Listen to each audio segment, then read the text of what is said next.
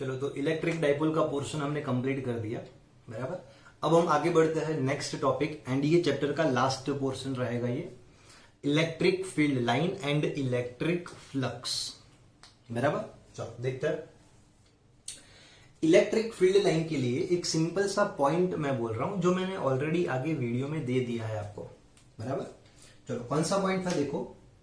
अगर मैं यहां पे कोई पॉइंट पॉजिटिव चार्ज ले लूं, यहां पे कोई पॉइंट नेगेटिव चार्ज ले लूं, समझो, तो पॉजिटिव चार्ज के लिए इलेक्ट्रिक फील्ड कौन सी डायरेक्शन में होता है, तो रेडियली आउटवर्ड डायरेक्शन में होता है, ठीक है।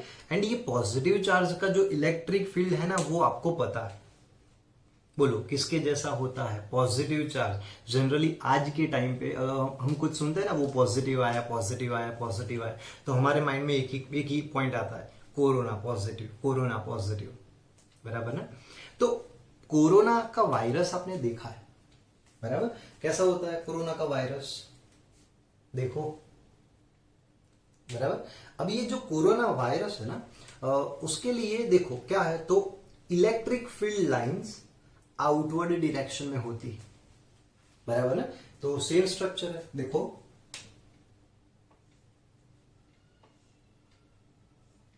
मैं ऐसे ड्रॉ कर सकता हूं, बराबर।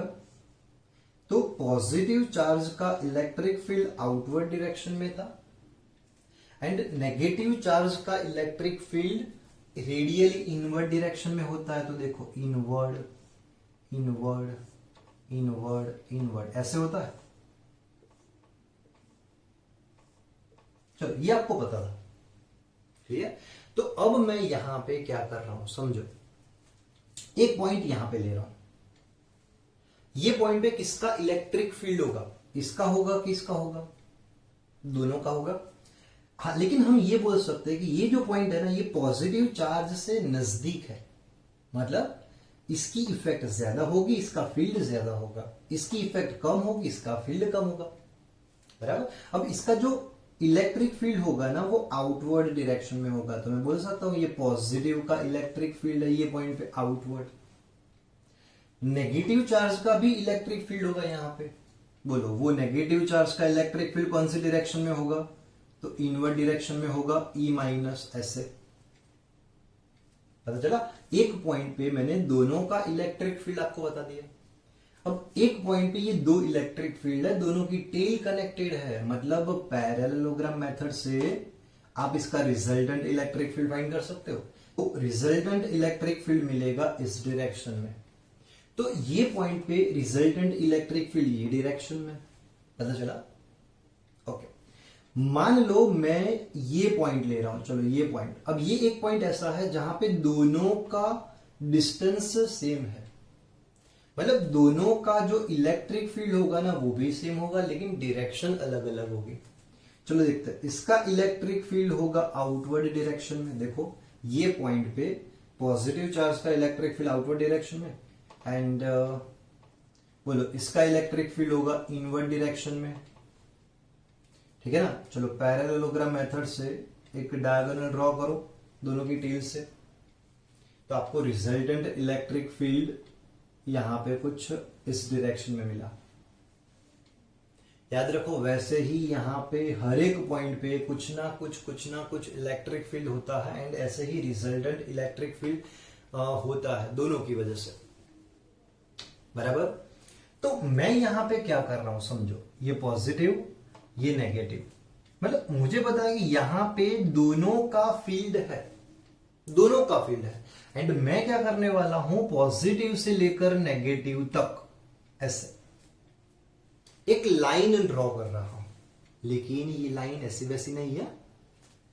अगर मैं ये पॉइंट पे रिजल्टेंट इलेक्ट्रिक फील्ड फाइंड करूं, रिजल्टेंट बोले तो ये दोनों का, जैसे हमने यहां पे फाइंड किया ना, ये रिजल्टेंट, बराबर। तो अगर मैं ये पॉइंट पे रिजल्टेंट इलेक्ट्रिक फील्ड फाइंड करूं ना, तो वो रिजल्टेंट इलेक्ट्रिक फील्ड ये डायरेक्शन में रहेगा।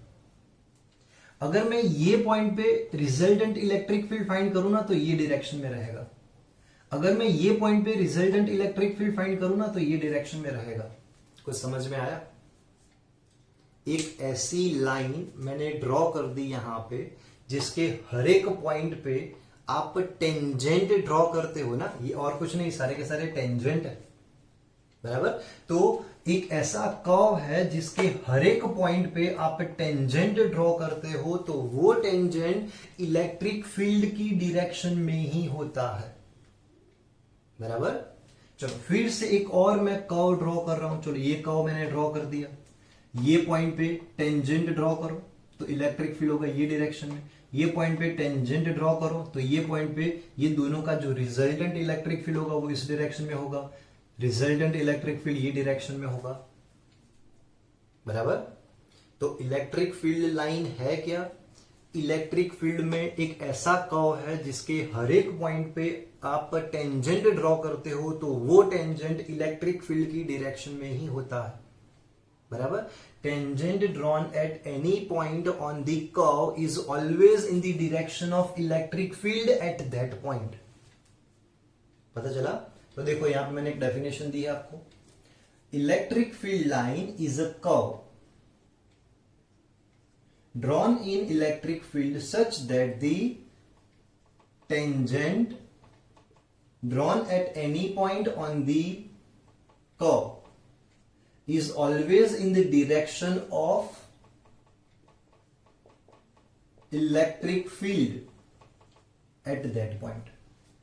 सर टेंजेंट तो ये डायरेक्शन में भी हो सकता है, सर टेंजेंट ये डायरेक्शन में भी हो सकता है, तो ये पॉइंट पे इलेक्ट्रिक फील्ड ये डायरेक्शन में नहीं होगा ना, ये कॉमन सेंस की बात है फिर कि अगर आप अगर यहाँ पे टेंजेंट ड्रॉ करते हो ना तो ये टेंजेंट इसी डायरेक्शन में लेना पड़ेगा। क्यों? क्योंकि आपको पता है पॉजिटिव चार्ज के लिए इलेक्ट्रिक फील्ड होता है आउटवर्ड। सर लेकिन अगर हमें पता ही ना हो कि यहाँ पे पॉजिटिव है यहाँ पे नेगेटिव है तो याद रखो हम कुछ नहीं बोल सकते। फिर भी अगर आपको चेक करना है कि ये इलेक्ट्रिक फील्ड कौन सी डायरेक्शन में है, बोलो क्या करेंगे हम यहां पे यूनिट पॉजिटिव चार्ज रख देंगे। जैसे ही हम यहां पे यूनिट पॉजिटिव चार्ज रखेंगे ना तो इलेक्ट्रिक फील्ड यहां पे अगर ये डायरेक्शन में है तो उस पे इस डायरेक्शन में फोर्स आएगा, बराबर। तो अगर आप यहां पे यूनिट पॉजिटिव चार्ज रखते हो ना तो ये unit positive charge electric field line की डायरेक्शन में मूव होगा। पता चला? पक्का? चलो तो क्लियर, ऐसे आप डिसाइड कर सकते हो। फिर से एक बार रिपीट कर रहा हूं, इलेक्ट्रिक फील्ड लाइन और कुछ नहीं, एक ऐसा कर्व है जो हमने इलेक्ट्रिक फील्ड में ड्रॉ किया है जिसके हर एक पॉइंट पे टेंजेंट उसकी इलेक्ट्रिक फील्ड की डायरेक्शन में ही होता है। मतलब tangent is always in the direction of electric field at that point, क्योंकि अलग अलग पॉइंट पे डायरेक्शन अलग अलग होगी, बराबर ना।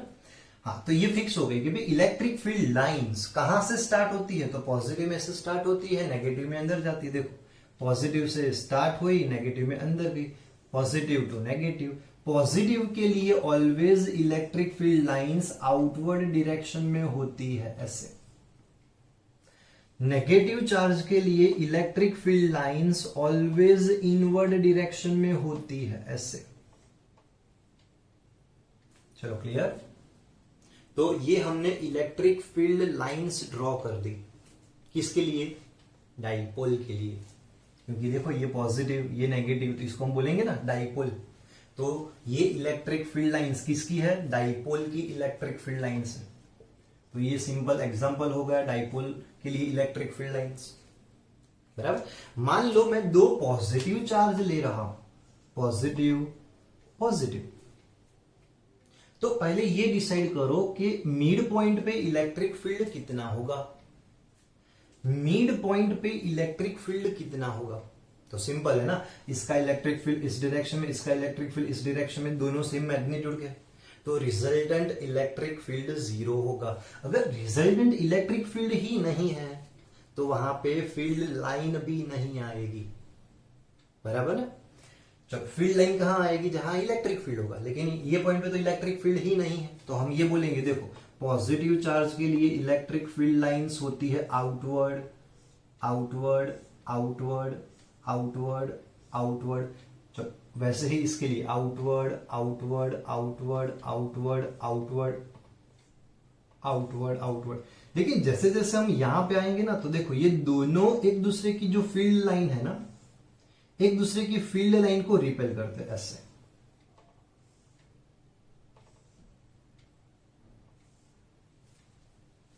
पता चला?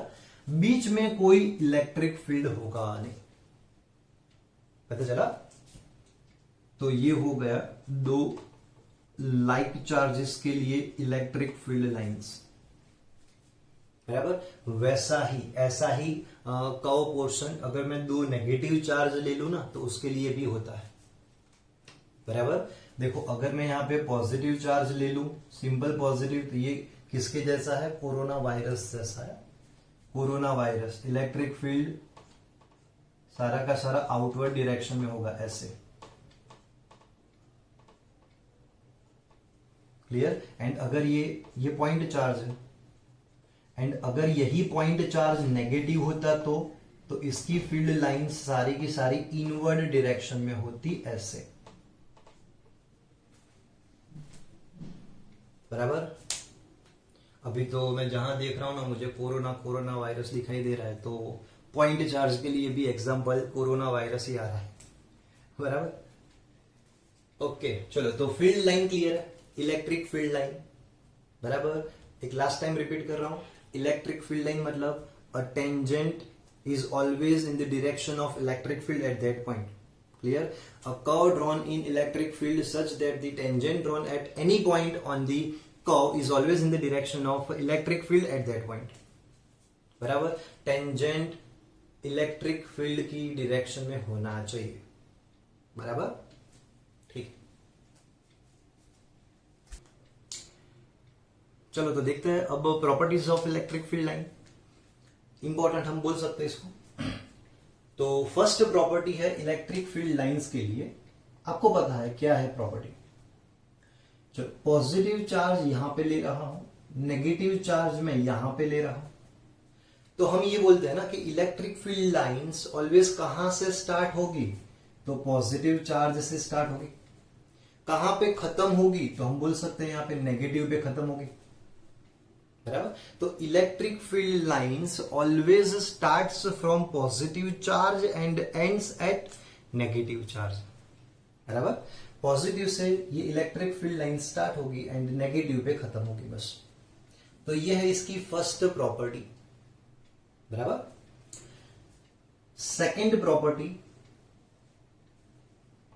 Electric field lines always positive में से निकलती है, नेगेटिव में जाती है। पॉजिटिव में से निकलती है, नेगेटिव में जाती है। कभी भी ऐसा नहीं होगा कि नेगेटिव में से निकली एंड पॉजिटिव में गई ना, ऐसा कभी भी नहीं होगा। मान लो ऐसा हुआ तो क्या हुआ?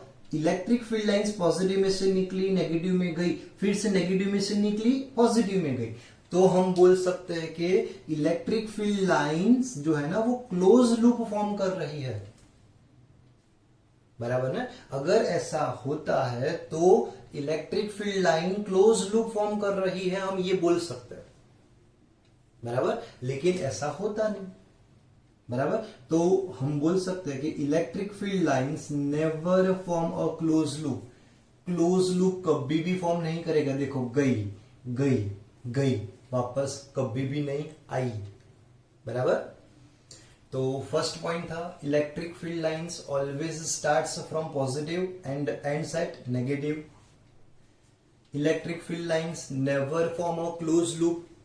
Second property. बराबर? चलो, थर्ड प्रॉपर्टी, इसकी डेफिनेशन हम बोल सकते हैं। डेफिनेशन इलेक्ट्रिक फील्ड लाइन की, चलो क्या है डेफिनेशन?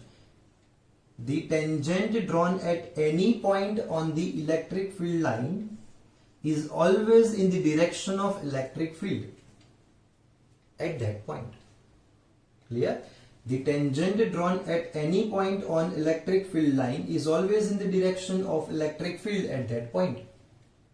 बराबर? देखो, ये टेंजेंट मैंने इस डायरेक्शन में ड्रॉ किया ना, तो हम बोल सकते हैं यहां पे पॉजिटिव होगा, यहां पे नेगेटिव होगा। अगर ये टेंजेंट मैंने इस डायरेक्शन में ड्रॉ किया होता तो ये पॉजिटिव, ये नेगेटिव होता। बराबर। चलो 3 प्रॉपर्टी कंप्लीट हो गई। फर्स्ट प्रॉपर्टी थी electric field lines always starts from positive and ends at negative, electric field lines never form a close loop. And third property है उसकी definition, the tangent drawn at any point on the electric field line is always in the direction of tangent, is always in the direction of electric field at that point. चलो clear, okay. Fourth property देखते हैं, समझो। मैं यहां पे 2 electric field line ऐसे draw कर रहा हूं।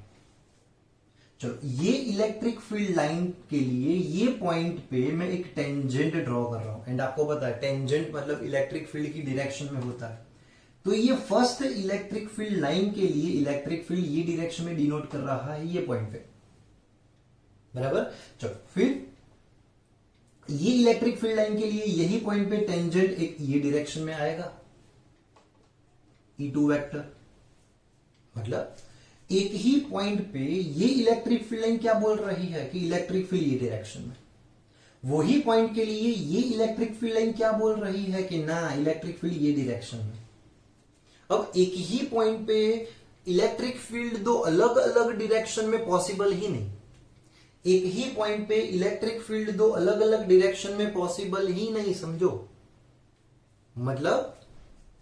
मतलब ऐसा पॉसिबल ही नहीं। एंड ऐसा हमने देखा था, याद है 11th में फ्लूइड मैकेनिक्स में, बराबर। एक पॉइंट था लेमिनार फ्लो, स्ट्रीमलाइन फ्लो, उसमें हमने बोला था 2 stream lines never cross each other. बस वही पॉइंट यहां पे है, 2 electric field lines never cross each other if they intersect at a point, 2 tangent can be drawn, first and second, 2 tangent can be drawn at a point और at a intersecting point and 2 tangent indicating 2 different direction of electric field at that point, which is not possible. Clear? एक बार फिर से repeat कर रहा हूं, सुनो। 2 electric field lines never cross each other.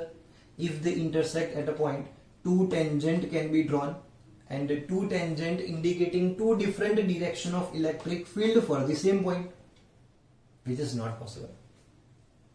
चलो 4 property complete हो गई, क्लियर। नेक्स्ट 5th प्रॉपर्टी है, मान लो मैं यहां पे कोई स्फेरिकल कंडक्टर ले रहा हूं एंड इस पे मैं चार्ज ले रहा हूं positive positive positive positive positive positive positive. And आपको पता है कि अगर ये चार्ज्ड कंडक्टर है तो सारा का सारा चार्ज उसके सरफेस पे रहेगा, बराबर। एंड ये तो पॉजिटिव चार्ज ले लिया। पॉजिटिव चार्ज के लिए इलेक्ट्रिक फील्ड होता है आउटवर्ड डायरेक्शन में। अब ये डिस्ट्रीब्यूटेड चार्ज है, पॉइंट चार्ज नहीं है, बराबर, फिर भी है तो पॉजिटिव। तो पॉजिटिव के लिए इलेक्ट्रिक फील्ड होगा आउटवर्ड आउटवर्ड आउटवर्ड आउटवर्ड। हाँ ये प्रॉपर कोरोना लग रहा है ना, बराबर। तो समझो कि यहां पे क्या हुआ, ये जो एक स्फेरिकल कंडक्टर था, एक स्फीयर था, तो ये स्फीयर के लिए पॉजिटिव चार्ज, तो ये स्फीयर के लिए इलेक्ट्रिक फील्ड लाइन सरफेस से परपेंडिकुलरली आउटवर्ड डायरेक्शन में, देखो ऐसे ही ड्रॉ नहीं कर दी मैंने, बराबर। सरफेस से electric field lines always perpendicular ही होगी, बराबर। अगर यही स्फेरिकल कंडक्टर पे नेगेटिव चार्ज होता तो, चलो नेगेटिव चार्ज होता तो इलेक्ट्रिक फील्ड लाइंस सारी की सारी इनवर्ड डायरेक्शन में होती, लेकिन कैसे, नॉर्मली इनवर्ड डायरेक्शन में। सर ऐसा क्यों, इसका रीजन सेकेंड चैप्टर में। अभी सिंपल इतना याद रखो, कोई भी सरफेस आप लेते हो ना तो सरफेस से electric field line always perpendicular होती है, बराबर। अगर ये सरफेस है तो इलेक्ट्रिक फील्ड लाइन इस डायरेक्शन में होगी, ये सरफेस इस डायरेक्शन में होगी। जैसा एरिया वेक्टर में था ना कि area vector is always perpendicular to the surface, वैसे ही electric field lines are always perpendicular to the surface होती है। पॉजिटिव है तो नॉर्मली आउटवर्ड, नेगेटिव है तो नॉर्मली इनवर्ड, बराबर। चलो ये 5 प्रॉपर्टीज कंप्लीट हो गई। नेक्स्ट 6th प्रॉपर्टी, ये आपको पता है, uniform electric field. Uniform electric field के लिए क्या था बताओ, तो हम इलेक्ट्रिक फील्ड लाइंस ऐसे ड्रॉ करते थे, बराबर। For uniform electric field lines are mutually parallel and are at equidistant. समझो, यहां पे जो डिस्टेंस है वही डिस्टेंस। तो यूनिफॉर्म इलेक्ट्रिक फील्ड लाइंस के लिए, यूनिफॉर्म इलेक्ट्रिक फील्ड के लिए field lines always mutually parallel and equi distance पे होती है। बराबर, क्लियर। चलो नेक्स्ट 7th पॉइंट, मान लो कि नॉन यूनिफॉर्म इलेक्ट्रिक फील्ड है, and non uniform electric field का एक सिंपल एंड बेस्ट एग्जांपल मैंने दिया था। कौन सा एग्जांपल था बता? पॉजिटिव पॉइंट चार्ज ले लो, नेगेटिव पॉइंट चार्ज ले लो। पॉइंट चार्ज का जो इलेक्ट्रिक फील्ड होता है ना, वो नॉन यूनिफॉर्म इलेक्ट्रिक फील्ड का एग्जांपल है। बराबर। चलो, पॉजिटिव चार्ज के लिए इलेक्ट्रिक फील्ड होता है आउटवर्ड आउटवर्ड आउटवर्ड आउटवर्ड, थोड़ा और एक्सटेंड कर रहा हूं, आउटवर्ड आउटवर्ड आउटवर्ड आउटवर्ड। तो आपको पता है पॉइंट चार्ज से जैसे जैसे दूर जाएंगे वैसे वैसे इलेक्ट्रिक फील्ड का मैग्नीट्यूड डिक्रीज होगा। मतलब नॉन यूनिफॉर्म इलेक्ट्रिक फील्ड है ये। बराबर ना। लेकिन देखो मैं क्या कर रहा हूं, यहां पे एक पोर्शन ले रहा हूं, एक सरफेस ले रहा हूं जो इलेक्ट्रिक फील्ड लाइन को क्रॉस कर रहा है, मतलब इसको हम बोलेंगे क्रॉस सेक्शन। तो मैं यहां पे एक क्रॉस सेक्शन ले रहा हूं जिसका एरिया है ए। बिल्कुल ऐसा ही क्रॉस सेक्शन मैं यहां पे ले रहा हूं, वैसा ही सेम एरिया का क्रॉस सेक्शन यहां पे ले रहा हूं। सेम एरिया का क्रॉस सेक्शन मैंने यहां पे लिया, यहां पे लिया, यहां पे लिया। 3 अलग अलग पोजीशन पे मैंने ये सेम क्रॉस सेक्शन ले लिया, मतलब एरिया सेम रहेंगे ये तीनों के। बताओ कौन से क्रॉस सेक्शन में से maximum electric field lines pass हो रही है? देखो इसमें से तो एक ही लाइन पास हो रही है, इसमें से ऑलमोस्ट कुछ 2 इलेक्ट्रिक फील्ड लाइन पास हो रही है, इसमें से total 3 electric field lines pass हो रही है। बराबर ना। एंड आपको पता है ये जो क्रॉस सेक्शन है ना वो चार्ज, पॉइंट चार्ज से सबसे नजदीक है, मतलब यहां पे इलेक्ट्रिक फील्ड सबसे ज्यादा रहेगा। तो अब देखो मैं क्या बोल रहा हूं, अगर आप यहां पे कोई क्रॉस सेक्शन लेते हो एंड उसमें से ज्यादा इलेक्ट्रिक फील्ड लाइंस पास होती है ना, मतलब वहां पे इलेक्ट्रिक फील्ड स्ट्रांग होगा, है ना। यहां पे ये क्रॉस सेक्शन दूर है, उसमें से एक ही इलेक्ट्रिक फील्ड लाइन अभी यहां पे पास हो रही है, सिर्फ ये पिक्चर में। बराबर। तो यहां पे इलेक्ट्रिक फील्ड वीक होगा। बराबर, पता चला। तो यहां पे मान लो इलेक्ट्रिक फील्ड है E1 मैग्नीट्यूड, यहां पे इलेक्ट्रिक फील्ड है E2 एंड यहां पे इलेक्ट्रिक फील्ड है E3। तो मैं बोल सकता हूं कि E1 is greater than E2 is greater than E3। जितनी इलेक्ट्रिक फील्ड लाइंस पास होगी वहां पे इलेक्ट्रिक फील्ड स्ट्रांग होगा, जहां पे इलेक्ट्रिक फील्ड लाइंस दूर दूर होगी वहां पे इलेक्ट्रिक फील्ड वीक होगा। बराबर। 7th characteristic. चलो 8th कैरेक्टरिस्टिक है ये, इलेक्ट्रिक फील्ड इज रियल। ये रियलिटी है। मतलब अगर आप पॉजिटिव चार्ज लेते हो ना तो आप फील कर सकते हो, देखो दोनों के बीच में रिपल्सन है, पॉजिटिव एक दूसरे से नजदीक लाओ तो आप फील कर सकते हो, हाँ दोनों एक दूसरे को रिपेल कर रहे हैं। आपने इलेक्ट्रिक फील्ड को फील किया, मतलब वो फिजिकल रियलिटी है, ठीक है। लेकिन फील्ड लाइंस याद रखो, फील्ड लाइंस आप कुछ भी कर लो, वो होता है ना, मिस्टर इंडिया मूवी देखी होगी आपने। मिस्टर इंडिया मूवी में कुछ ऐसा एक वॉच पहनता है एंड एक बटन दबाता है तो वो जो बंदा है ना वो गायब हो जाता है, मिस्टर इंडिया। फिर उसको अगर देखना है ना तो वो रेड कलर के स्पेक्ट्स होते हैं, उससे देखो तो वो हम उसको देख सकते हैं। तो फील्ड लाइंस अगर आपको देखनी है तो याद रखो कोई भी स्पेक्स पहन लो, फील्ड लाइंस बीच में कैसी होती है वो देख ही नहीं सकते। मतलब ये फील्ड लाइन का जो पोर्शन है ना वो इमेजिनरी है, ये रियलिटी है, ये इमेजिनरी है। तो electric field is a physical reality but electric field lines are imaginary. बराबर। तो ये टोटल 8 कैरेक्टरिस्टिक्स हो गई। सारे के सारे कैरेक्टरिस्टिक्स याद रखो, ओरल टेस्ट इसके लेने वाला हूं मैं। बराबर। चलो तो नेक्स्ट देखते हैं हम इलेक्ट्रिक फ्लक्स। बाकी जितनी भी थियरी है ना उसमें इलेक्ट्रिक फ्लक्स का पोर्शन ज्यादा इंपॉर्टेंट है। बराबर। तो सबसे पहले आपको इलेक्ट्रिक फ्लक्स समझना पड़ेगा, क्या है ये इलेक्ट्रिक फ्लक्स। तो इलेक्ट्रिक फ्लक्स समझने के लिए मैं यहां पे इलेक्ट्रिक फील्ड ले रहा हूं, यूनिफॉर्म इलेक्ट्रिक फील्ड।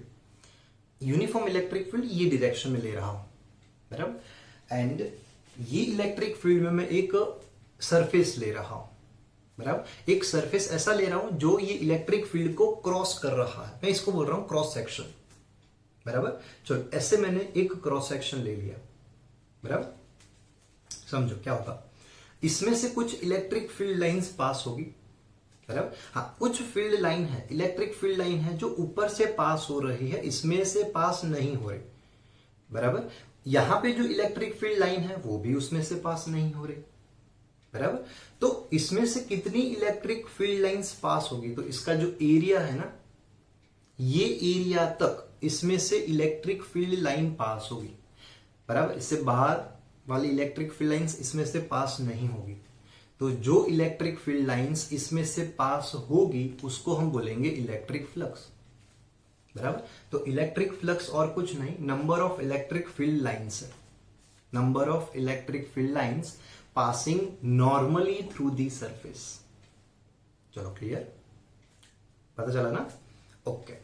अब देखो मैं क्या कर रहा हूं, ये जो क्रॉस सेक्शन था ना उसको थोड़ा सा क्रॉस कर रहा हूं, ऐसे थोड़ा सा क्रॉस कर रहा हूं। अब समझो इलेक्ट्रिक फील्ड अभी भी इसी डायरेक्शन में, तो ये कंडीशन में जो इलेक्ट्रिक फ्लक्स मतलब इलेक्ट्रिक फील्ड लाइंस, इसमें से जो इलेक्ट्रिक फील्ड लाइन पास हो रही है उतनी इलेक्ट्रिक फील्ड लाइंस इसमें से पास नहीं होगी, कम हो जाएगी। पहले तो एरिया बड़ा मिल रहा था ना, अब जैसे ही ये देखो, जैसे ही ये थोड़ा सा स्लैंट हो गया, जो एरिया है ना वो डिक्रीज होने लगेगा। मतलब इसमें से जो फ्लक्स पास होगा, जो इलेक्ट्रिक फील्ड लाइंस पास होगी वो डिक्रीज होने लगेगी, डिक्रीज होने लगेगी, डिक्रीज होने लगेगी, डिक्रीज होने लगेगी। अब देखो क्या किया मैंने, ये सरफेस ऐसे ले लिया, मतलब इलेक्ट्रिक फील्ड लाइन से पैरेलल ले लिया, समझो। तो कुछ ऐसी फील्ड लाइन है जो ये सरफेस से पैरेलल है, बराबर ना। कुछ फील्ड लाइन ऐसी है जो सरफेस से पैरेलल है, लेकिन वो इलेक्ट्रिक फील्ड लाइंस इसको क्रॉस नहीं कर रही। तो जो इलेक्ट्रिक फील्ड लाइंस इसको क्रॉस नहीं करेगी उसको हम फ्लक्स में कंसीडर नहीं करेंगे। तो बताओ ये कंडीशन में कितना फ्लक्स पास होगा, 0। बोलो फ्लक्स क्या हो रहा है, इंक्रीज हो रहा है, इंक्रीज हो रहा है, इंक्रीज हो रहा है, इंक्रीज हो रहा है, इंक्रीज हो रहा है, इंक्रीज हो रहा है, इंक्रीज हो रहा है। ये कंडीशन में फ्लक्स मैक्सिमम पास होगा, पता चला। तो electric flux means flux is a measure of electric field lines passing normally through the surface. So ये कंडीशन में तो इलेक्ट्रिक फील्ड कहां सरफेस से परपेंडिकुलर है, परपेंडिकुलर नहीं है। तो हम क्या करेंगे, इलेक्ट्रिक फील्ड का एक कंपोनेंट लेंगे जो सरफेस से परपेंडिकुलर है, बराबर, समझते हैं। चलो तो यहां पे मैं ले रहा हूं यूनिफॉर्म इलेक्ट्रिक फील्ड। ये यूनिफॉर्म इलेक्ट्रिक फील्ड में मैं फर्स्ट ले रहा हूं एक क्रॉस सेक्शन ऐसे, मतलब ऐसे, बराबर। चलो ये इलेक्ट्रिक फील्ड लाइन है ना, सरफेस में से पास नहीं हो रही, ये इलेक्ट्रिक फील्ड लाइन सरफेस में से पास नहीं हो रही, तो इसको हम फ्लक्स में कंसीडर नहीं करेंगे, बराबर। तो मैं बोल सकता हूं ये कंडीशन में फ्लक्स मैक्सिमम होगा, मैक्सिमम फ्लक्स इसमें से पास हो रहा है, बराबर। चलो एक और मैं कंडीशन ले रहा हूं जिसमें मैं क्रॉस सेक्शन ऐसे ले रहा हूं, ऐसे, बराबर ना। ये कंडीशन में क्या होगा, इलेक्ट्रिक फील्ड लाइंस सरफेस से पैरेलल है, इलेक्ट्रिक फील्ड लाइंस सरफेस से पैरेलल है लेकिन उसको क्रॉस नहीं कर रही, मतलब उसको हम फ्लक्स में कंसीडर नहीं करेंगे। मतलब ये कंडीशन में फ्लक्स कितना पास होगा, मिनिमम बोले तो 0 फ्लक्स ही होगा। इलेक्ट्रिक फील्ड लाइंस बोले तो फ्लक्स, एक भी इलेक्ट्रिक फील्ड लाइन इसको क्रॉस नहीं करेगी, मतलब फ्लक्स 0, बराबर। देखिए ये कंडीशन में मैं क्या कर रहा हूं, एक क्रॉस सेक्शन ऐसे ले रहा हूं, ऐसे, बराबर। तो हम क्या करेंगे, जो इलेक्ट्रिक फील्ड ये डायरेक्शन में था ना, इसके दो कंपोनेंट आएंगे, बराबर। चलो सरफेस से परपेंडिकुलर ऑलवेज कौन होता है, एरिया वेक्टर। सरफेस से परपेंडिकुलर ऑलवेज एरिया वेक्टर होता है, तो ये एरिया वेक्टर है। Area vector and electric field vector दोनों के बीच का एंगल मैं ले रहा हूं थीटा, बराबर। चलो क्या करेंगे, इलेक्ट्रिक फील्ड के दो कंपोनेंट लेंगे, एक कंपोनेंट आएगा इस डायरेक्शन में, एक कंपोनेंट आएगा इस डायरेक्शन में, बराबर। चलो कौन सा कंपोनेंट सरफेस से परपेंडिकुलर है, तो हम बोल सकते हैं यहां पे ई कॉस थीटा। तो जो भी फ्लक्स इसमें से पास होगा ना वो ई कॉस थीटा की वजह से होगा। ई साइन थीटा जो कंपोनेंट है ना वो सरफेस से पैरेलल है, तो उसकी वजह से फ्लक्स नहीं होगा। पता चला ना, फ्लक्स किसकी वजह से है, जो सरफेस से परपेंडिकुलर कंपोनेंट है ना वो, इसीलिए यहां पे हम लिखते हैं नॉर्मली थ्रू दी सरफेस। पता चला, क्लियर है। तो ये कंडीशन में देखो, इसका एरिया वेक्टर मतलब सरफेस से perpendicular area vector and electric field vector दोनों एक ही डायरेक्शन में। अगर दोनों एक ही डायरेक्शन में है तो बोलो दोनों के बीच का एंगल कितना होगा, 0 डिग्री होगा, बराबर। यहां पे देखो सरफेस ऐसे है तो इसका एरिया वेक्टर इस डायरेक्शन में होगा। तो एरिया वेक्टर इस डायरेक्शन में है एंड इलेक्ट्रिक फील्ड इस डायरेक्शन में है, बोलो एंगल कितना हुआ दोनों के बीच में, तो 90 डिग्री हुआ, बराबर। कोई डाउट है। एंड यहां पे area vector and electric field दोनों के बीच का एंगल है थीटा, बराबर। जब एंगल 0 है फ्लक्स मैक्सिमम है, जब एंगल 90 है फ्लक्स मिनिमम है। ऐसा कौन देता है, 0 डिग्री पे मैक्सिमम वैल्यू, 90 डिग्री पे 0 वैल्यू। मतलब ये कॉस में ऐसा होता है ना, cos 0 1, cos 90 0, बराबर। मतलब ये cos function related flux change हो रहा है, हम ये बोल सकते हैं, बराबर। चलो एंगल किसके बीच का है, तो ई एंड ए, बराबर। तो हम यहां पे लिखेंगे ई एंड ए के बीच का एंगल है थीटा, उसके हिसाब से ये जो फ्लक्स है ना वो चेंज हो रहा है। तो मैं आपको फ्लक्स की एक फॉर्मूला दे रहा हूं, देखो ई ए कॉस थीटा, डायरेक्ट याद रखो। यहां पे देख लेते हैं, चलो एरिया वेक्टर इस डायरेक्शन में है, इलेक्ट्रिक फील्ड ये डायरेक्शन में, तो फ्लक्स किसकी वजह से पास हो रहा है, ई कॉस थीटा की वजह से। तो यहां पे मैं लिख रहा हूं flux phi is equal to E cos theta into A, बराबर ना। चलो तो फाई इज इक्वल टू, मैं अब लिख रहा हूं यहां पे ई ए कॉस थीटा, लिख सकता हूं ई ए कॉस थीटा, बराबर। एंड कॉस थीटा याद करो डॉट प्रोडक्ट में था कि क्रॉस प्रोडक्ट में था, डॉट में था, बराबर। चलो तो यहां पे आप लिख सकते हो phi is equal to E vector dot A vector, ऐसे। तो ये है इलेक्ट्रिक फ्लक्स, फ्लक्स की आपको एक फॉर्मूला मिल गई, बराबर। ये कंडीशन में एंगल 0 था, cos 0, देखो ये मेन फॉर्मूला है, phi is equal to E A cos theta और E vector dot A vector, clear. Theta के बदले यहाँ पे 0 पुट करो, cos 0 1, तो मैक्सिमम फ्लक्स कितना पास होगा कोई भी सरफेस में से, तो आपको फॉर्मूला मिल गई ई ए, ठीक है ना। cos 0 1 पुट कर दो, cos 0 1 तो ई आएगा, बराबर। चलो मिनिमम फ्लक्स कितना होगा, तो 0, बराबर। कब 0 होगा, जब सरफेस से पैरेलल इलेक्ट्रिक फील्ड लाइंस है तब, क्लियर ना, कोई डाउट। ओके चलो नेक्स्ट यहां पे आता है। अब ये कंडीशन में मैं ले रहा हूं नॉन यूनिफॉर्म इलेक्ट्रिक फील्ड। अगर यूनिफॉर्म इलेक्ट्रिक फील्ड है तो simple electric field and area vector दोनों का डॉट प्रोडक्ट करना है, ई वेक्टर डॉट ए वेक्टर या फिर ई ए कॉस थीटा। कई बार हम ए के बदले डेल्टा एस सरफेस के लिए एस लिखते हैं, तो ई वेक्टर डॉट डेल्टा एस के फॉर्म में भी लिख सकते हैं, बराबर। चलो नेक्स्ट यहां पे मैं ले रहा हूं non uniform electric field. Non uniform electric field देखो डायरेक्शन एंड मैग्नीट्यूड अलग अलग है। अब ऐसे नॉन यूनिफॉर्म इलेक्ट्रिक फील्ड में मैं ले रहा हूं एक सरफेस, देखो ऐसा सरफेस, बराबर। अब ये सरफेस में से कितना फ्लक्स पास हो रहा है मुझे वो फाइंड करना है, बराबर। अब हर एक पॉइंट पे इलेक्ट्रिक फील्ड का मैग्नीट्यूड एक जैसा नहीं है, तो हम क्या करेंगे, हम स्मॉल स्मॉल एलिमेंट में जाएंगे, आपको पता यही तो मेथड है। जब नॉन यूनिफॉर्म होता है तो स्मॉल स्मॉल एलिमेंट में जाएंगे, बराबर। चलो एक स्मॉल एलिमेंट जो है मैंने यहां पे ले लिया, इसका एरिया वेक्टर है मान लो डेल्टा एस वेक्टर, जो सरफेस से परपेंडिकुलर होता है। ये पॉइंट पे इलेक्ट्रिक फील्ड इस डायरेक्शन में है, ठीक है। ये ith एलिमेंट है, तो मैं नाम दे रहा हूं वो एलिमेंट को आई। ऐसे याद रखो, पूरे सरफेस पे मैंने small small small small small small element ले लिए।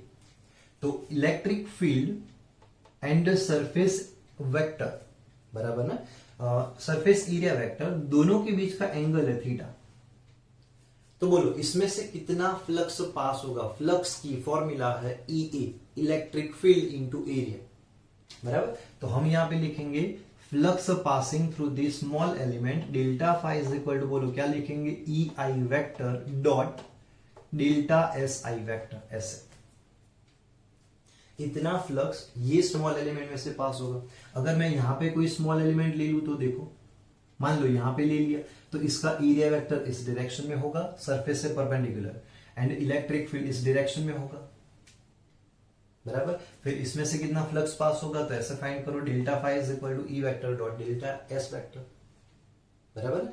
वैसे क्या करना है, पूरे सरफेस पे small small small small small small element लेना है। हर एक स्मॉल एलिमेंट में से कितना फ्लक्स पास होगा, तो ऑलमोस्ट इतना, बराबर ना। हर एक स्मॉल एलिमेंट में से कितना फ्लक्स पास होगा, तो ये फॉर्मूला अप्लाई करेंगे। एंड अगर आपको टोटल फ्लक्स फाइंड करना है कि भाई ये सरफेस में से कितना टोटल फ्लक्स पास हुआ, तो टोटल फ्लक्स के लिए बोलो हम क्या करते थे, टोटल फ्लक्स के लिए हम क्या करते थे, तो सबका एडिशन करते थे, बोले तो समेशन लेते हैं अभी हम, बराबर ना। बोलो डेल्टा फाई आपके पास है तो पुट कर दो, यहां पे क्या लिखना पड़ेगा, EI vector dot dot delta S vector, बराबर। लेकिन इसमें भी मान लो ये स्मॉल एलिमेंट है, प्रोबेबिलिटी है कि यहां पे इलेक्ट्रिक फील्ड ये डायरेक्शन में है, ये डायरेक्शन में, ये डायरेक्शन में, मतलब हो सकता है कि ये स्मॉल सरफेस के लिए भी इलेक्ट्रिक फील्ड नॉन यूनिफॉर्म। लेकिन अगर ये स्मॉल एलिमेंट मैं और स्मॉल और स्मॉल और स्मॉल और स्मॉल और स्मॉल ले लूं, इतना स्मॉल है, तो उसके लिए याद रखो इलेक्ट्रिक फील्ड हम यूनिफॉर्म कंसीडर कर सकते हैं, बराबर ना। तो हम क्या करेंगे, ये जो एरिया था ना वो बहुत ही ज्यादा स्मॉल लेंगे। अगर एरिया हम बहुत ही ज्यादा स्मॉल लेंगे तो क्या करेंगे, limit delta S tends to 0 put कर देंगे। क्यों, क्योंकि हो सकता है कि ये स्मॉल एलिमेंट के लिए इलेक्ट्रिक फील्ड यूनिफॉर्म ना हो, तो हम क्या करेंगे, और स्मॉल और स्मॉल और स्मॉल और स्मॉल। हाँ, अगर ये एरिया एलिमेंट जो हमने लिया ना, स्मॉल सरफेस एरिया एलिमेंट, वो एलिमेंट अगर बहुत ही ज्यादा स्मॉल है तो limit delta S tends to 0 put कर दिया, summation EI vector dot delta S vector. तो याद रखो ये जो समेशन है ना, समेशन जनरली कन्वर्ट हो जाएगा इंटीग्रेशन में, and E vector dot delta S convert हो जाएगा D में, तो DS वेक्टर। पता चला।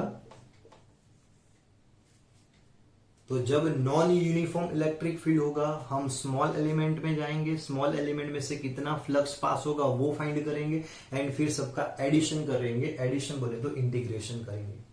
ये कॉमन मेथड, बराबर। पता चला फ्लक्स। ओके, चलो फ्लक्स का यूनिट देखते हैं। अब फ्लक्स बोले तो E है, अभी मैं ले रहा हूं मैक्सिमम फ्लक्स। इलेक्ट्रिक फील्ड का यूनिट क्या था पता है, न्यूटन अपॉन कूलम। एरिया का यूनिट क्या है, तो मीटर स्क्वायर। तो ये हो गया इलेक्ट्रिक फ्लक्स का unit, newton metre square upon coulomb, बराबर। चलो इसकी डायमेंशनल फॉर्मूला देखते हैं इलेक्ट्रिक फ्लक्स की। न्यूटन के लिए हम लिखेंगे m1 L1 T-2 112 last minus, बराबर। चलो मीटर स्क्वायर हम लिखेंगे L2, बराबर। नीचे है coulomb charge, Q is equal to IT, मैं लिख सकता हूं E1 T1। पता चला ना। बोलो क्या लिखना पड़ेगा, m1 L, यहां पे 1 है यहां पे 2 है, तो L3 T, ये 1 को ऊपर लेकर आओ तो -3 एंड A -1, ठीक है। 1 3 3 1 last 2 minus 1 3 3 1 last 2 minus MLTA, बराबर।